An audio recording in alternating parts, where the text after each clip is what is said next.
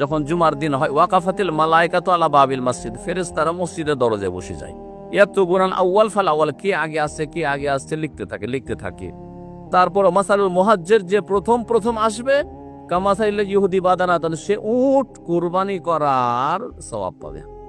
সুম্মা কাল্লাযী, তারপরে দ্বিতীয় পর্বে আল্লাহ ভাগ করে দিয়েছেন ওই সময়গুলিকে, ফজর থেকে শুরু করে, এই নয় যে 10:30 থেকে শুরু করে। অনেক আমাদের দেশের লোকেরা ভাবে যে প্রথম আজান হলো তারপর থেকে শুরু করে মনে হয় এই ভাগটা আছে। না, ফজর থেকে শুরু করে সময়টা ভাগ করা আছে। ওলামারা বলেছেন দ্বিতীয় পর্বে যারা আসবে তারা ইহুদি বাকারা, যেন গরু কুরবানি করলো।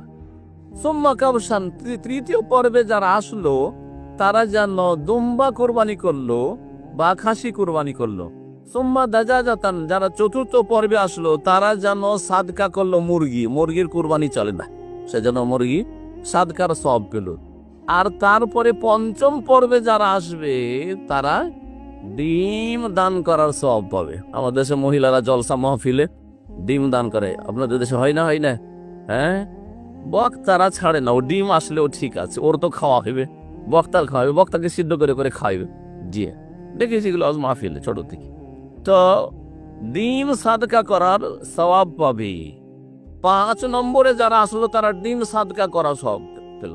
আর যখন কি করা হলো, ফাইজা খারাজাল ইমামও, যখন বেরিয়ে আসে ইমাম খুতবা দেওয়ার জন্য মেম্বারে, তাওয়াউ সৌফাহুম, তখন ফেরেশতারা তাদের যে সহিফা আমল নামা রয়েছে, যাতে আমল নামা লিখছিলেন তারা, সেটাকে মুড়িয়ে ভাঁজ করে রেখে দেন। ওয়াস্তামিউনা যিকরা, তারা জিকির শুনতে লাগেন। জিকির মানে কি? খুতবা শুনতে লাগেন, জিকির উপদেশ শুনতে লাগেন। বুখারী মুসলিমের হাদিস। তাহলে যারা খুতবা শুরু হওয়ার পরে আসবে তারা কি পাবে?